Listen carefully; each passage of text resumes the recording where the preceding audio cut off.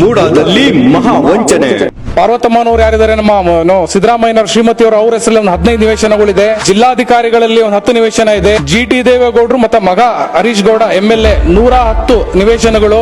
ಮರಿತಿಬ್ಬೇಗೌಡ ಮಾಜಿ MLC 58 ನಿವೇಶನಗಳು. ನಾಗೇಂದ್ರ ಮಾಜಿ MLA 41 ನಿವೇಶನಗಳು. Manjegowda MLC 104 ನಿವೇಶನಗಳು. ST Somashekar ಮಾಜಿ ಸಚಿವ 50 ನಿವೇಶನಗಳು. HV ರಾಜೀವ್ ಮೂಡ ಮಾಜಿ ಅಧ್ಯಕ್ಷ 65 ನಿವೇಶನಗಳು. ಯಶಸ್ವಿನಿ ಸೋಮಶೇಖರ್ ಮಾಜಿ ಮೂಡ ಅಧ್ಯಕ್ಷರು 68 ನಿವೇಶನಗಳು. ಭೈರತಿ ಸುರೇಶ್ ಹಾಲಿ ಸಚಿವರೇನಿದ್ರ ನಾಚಿಕೇಟಿನ ಸಚಿವರು ಸುಮಾರು ಒಂದು 69 ನಿವೇಶನಗಳಿದೆ. ಹರೀಶ್ ಗೌಡ್ರ ಹೆಸರಲ್ಲಿ ಸುಮಾರು ಒಂದು 28 ನಿವೇಶನಗಳಿದೆ. ಮೊದಲನೇದಾಗಿ ಮೈಸೂರಿನ ನಾಗರಿಕರು ಏನಿದ್ರ ತಿಳ್ಕೋಬೇಕು, ಏನ್ ಮೂಡ ಹಗರಣ ಏನಿದೆ, ಬಹುಶಃ ಇದು ಎಲ್ಲೋ ಮಾಧ್ಯಮದಲ್ಲಿ ತಿಳಿಸ್ತಾ ಇರೋದು ಅಥವಾ ಬೇರೆ ಪ್ರಭಾವಿ ನಾಯಕರು ಮಾತಾಡ್ತಾ ಇರೋದು ಬರೀ 2,000 ಅಂತ ಹೇಳ್ತಾ ಇದ್ದಾರೆ ಕೋಟಿ ಹಗರಣ ಅನ್ಬಿಟ್ಟು. ಬಹುಶಃ ಇದು ನಮ್ಮ ಪ್ರಕಾರ ಹೋದ್ರೆ ಒಂದು 5,000 ಕೋಟಿ ಹಗರಣ ಆಗಿದೆ. ಇದನ್ನ ಮುಖ್ಯಮಂತ್ರಿಗಳು ಬಹುಶಃ ನಮ್ಮ ದುರಂತ ಅಂದ್ರೆ ಮೈಸೂರಿನ ಮುಖ್ಯಮಂತ್ರಿಗಳಾಗಿ ಮುಖ್ಯಮಂತ್ರಿ ಹೆಸರಲ್ಲೇ ಇವತ್ತು ಅವರ ಶ್ರೀಮತಿ ಹೆಸರಲ್ಲಿ ಒಂದು 15 ಸೈಟ್ಗಳು ಮಂಜೂರಾಗಿದೆ. ಇದನ್ನ ಬಹುಶಃ ನಾನು ಒಂದು 5 ತಿಂಗಳಿಂದನೇ ನಮ್ಮ ಪಕ್ಷದ ಪೇಜ್ ಮತ್ತೆ ನನ್ನ ವೈಯಕ್ತಿಕ ಪೇಜ್ ಅಲ್ಲಿ ಮೂಡಾಯಿಂದನೇ ಲೈವ್ ಮಾಡಿ ತಿಳಿಸಿ ಸಾರ್ವಜನಿಕರಿಗೆ. ಇಲ್ಲಿ ನಾವು ಬಹುಶಃ ಇನ್ನೊಂದು ಮುಖ್ಯವಾದ ಅಂಶ ತಿಳಿಸೋದು ಅಂದ್ರೆ ಸಾರ್ವಜನಿಕರ ವಲಯದಿಂದನೇ ನಮಗೆ ಕೆಲವು RTI ಕಾರ್ಯಕರ್ತರು ಮಾಹಿತಿದಾರರು ತಲುಪಿಸಿದ್ದಾರೆ. ಇಲ್ಲಿ ಅವರು ತಲುಪಿಸಿರುವಂತಹ ಒಂದು ಏನಿದೆ ಹಗರಣದ ಕೂಪದ್ದು ಒಂದು ಲಿಸ್ಟ್ ಏನಿದೆ, ಇಲ್ಲಿ 3 ಪಕ್ಷದವರು ಏನಿದ್ದಾರೆ JDS, ಕಾಂಗ್ರೆಸ್, ಬಿಜೆಪಿ ರಾಜಕೀಯ ನಾಯಕರು ಯಾರ್ಯಾರಿದ್ದಾರೆ 3 ಪಕ್ಷದ ಪಾರ್ಟಿಯವರು ಇನ್ವಾಲ್ವ್ ಆಗಿದ್ದಾರೆ. ಇವತ್ತು ಇಲ್ಲಿ ಯಾವ ಪಕ್ಷ ಬಂದ್ರು ಏನೋ ಒಂದು ಪ್ರಾದೇಶಿಕ ಅಸ್ಮಿತೆ ಏನು ಕಾಪಾಡಿಕೊಂಡು ಸಾರ್ವಜನಿಕ ವಲಯದಲ್ಲಿ ಸಾರ್ವಜನಿಕರಿಗೆ ತಲುಪಬೇಕಾದಂತಹ ಸೈಟ್ಗಳು ಇವತ್ತು ಪ್ರಭಾವಿ ರಾಜಕಾರಣಿಗಳು ಇಟ್ಕೊಂಡು ಅವರ ಹೆಸರಿಗೆ ರಿಜಿಸ್ಟರ್ ಮಾಡ್ಕೊಂಡಿದ್ದಾರೆ. ಇಲ್ಲಿ ಇನ್ನೂ ಹೇಳೋದಾದ್ರೆ ಶ್ರೀಮತಿ ಪಾರ್ವತಮ್ಮನವರು ಯಾರಿದ್ದಾರೆ, ನಮ್ಮ ಸಿದ್ದರಾಮಯ್ಯನವರ ಶ್ರೀಮತಿಯವರು, ಅವ್ರ ಹೆಸರಲ್ಲಿ ಒಂದು 15 ನಿವೇಶನಗಳಿದೆ.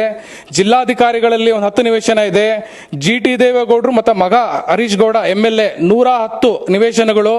ಮರಿತಿಬ್ಬೇಗೌಡ ಮಾಜಿ MLC 58 ನಿವೇಶನಗಳು.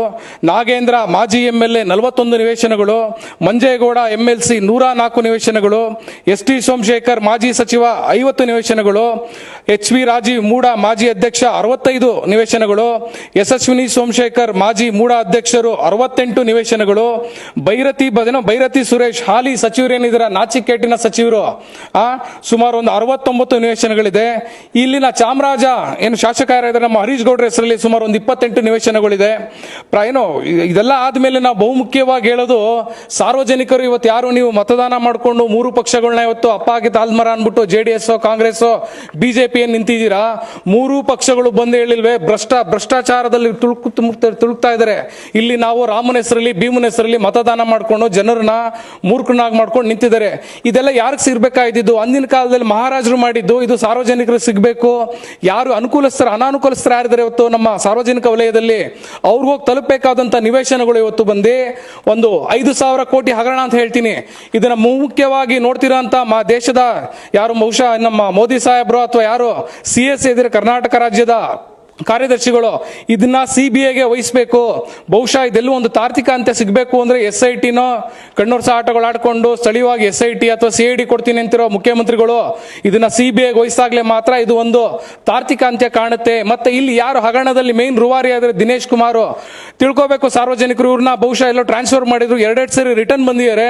ಇವ್ರ ಮೇಲೂ ಒಂದು ಇರೋಂಥದ್ದು ನಮಗೆ ಬಂದಿರೋ ಮಾಹಿತಿ ಪ್ರಕಾರ ಒಂದು 8 ಕೋಟಿ ಕೊಟ್ಟಿ ಇವ್ರ ಚೇಂಬರ್ಗೆ ಯಾರು ತಿರ್ಗಾ ಅದೇ ಸ್ಥಾನಕ್ಕೆ ಬಂದಿದ್ದಾರೆ.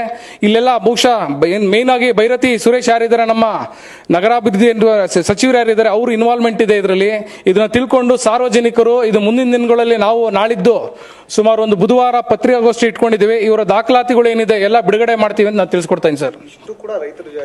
ಇದಿಷ್ಟು ಬಂದು ರೈತರು ಏನಿದೆ ಇದೆಲ್ಲ ಏನಿದೆ ಫ್ರಾಡ್ ಸ್ಕ್ಯಾಮ್ಗಳೆಲ್ಲ ಮಾಡಿರೋದು. ಕೆಲವೊಂದು ಭೂಮಿಗಳೇ ಇಲ್ಲ. ಈಗ ಯಾವ್ದೋ ಇನ್ನೊಂದು ಕೇಸ್ ನಾವು ಹೋಗಿದ್ವಿ, ಅಲ್ಲಿ ಏನು ರಿಜಿಸ್ಟ್ರೇಷನ್ ಸರ್ಟಿಫಿಕೇಟ್ ಇದೆ, ಯಾವುದೋ ಒಂದು NR ಕೇಸ್ ನಾವು ಆನ್ ಫೀಲ್ಡ್ ಅಲ್ಲೇ ಬಂದಿದ್ದೀಗ. ಅಲ್ಲಿ ಆ ಪಾರ್ಟಿನೇ ಇಲ್ಲ, ಜಾಗನೇ ಇಲ್ಲ, ಅಂತವ್ರ ಹೆಸರೆಲ್ಲ ಬಂದು 10 ನಿವೇಶನಗಳು 15 ನಿವೇಶನಗಳು. ಇಲ್ಲಿ ನಾವು ತೋರಿಸಿರೋದು ಬಂದು ಬರೀ ಪ್ರಭಾವಿ ರಾಜಕಾರಣಿಗಳ ಏನ್ ನಿವೇಶನ ಹಂಚಿಕೆ ಆಗಿದೆ ಅದನ್ನ ಮಾತ್ರ.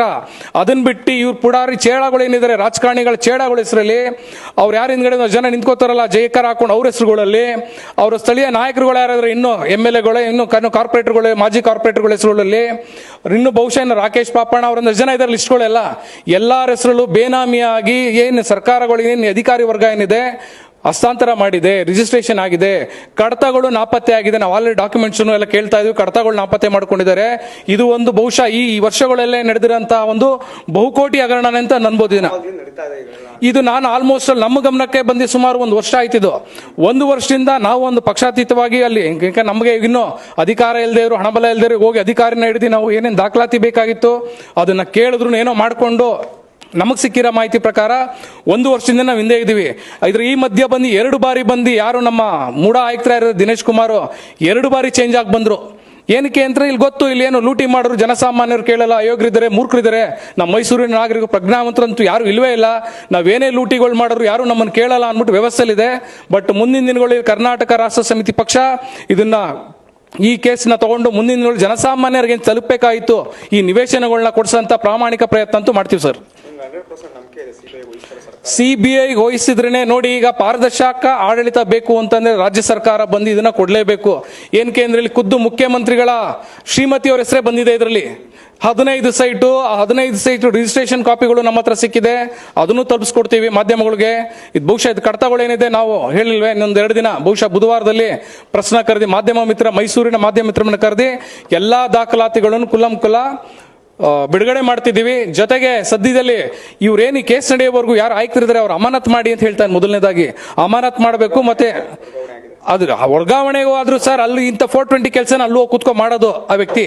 ನಾವ್ ಹೇಳ್ತಿರೋದು ಅವ್ನ್ ಗೊತ್ತು ಇದೆಲ್ಲ ಭ್ರಷ್ಟಾಚಾರದಲ್ಲಿ ಕೂಡಿದ್ದಾರೆ ಅಂತ ವ್ಯಕ್ತಿನ ಅಮಾನತ್ ಮಾಡೋದ್ ಬಿಟ್ಟು ಇಂದಿನ ಸರ್ಕಾರಗಳು ಅವ್ನು ವರ್ಗಾವಣೆ ಮಾಡ್ತಿದೀವಿ ಅಂತ ನಡೀತಾ ಇದೆ. ಮೊದಲನೇದಾಗಿ ಯಾವುದೇ ಹುದ್ದೆ ಕೊಡದೆ ಅವ್ರನ್ನ ಅಮಾನತ್ ಮಾಡಿಟ್ಟು ಯಾರು ಬೈರತಿ ಬಸವರಾಜ್ ಯಾರಿದ್ದಾರೆ ಅವ್ರನ್ನ ದಯವಿಟ್ಟು ರಾಜೀನಾಮೆ ಕೊಡಬೇಕು ಅಂತ ಕೇಳ್ತೇನೆ, ಬೈರತಿ ಸುರೇಶ್ ಅವ್ರನ್ನ.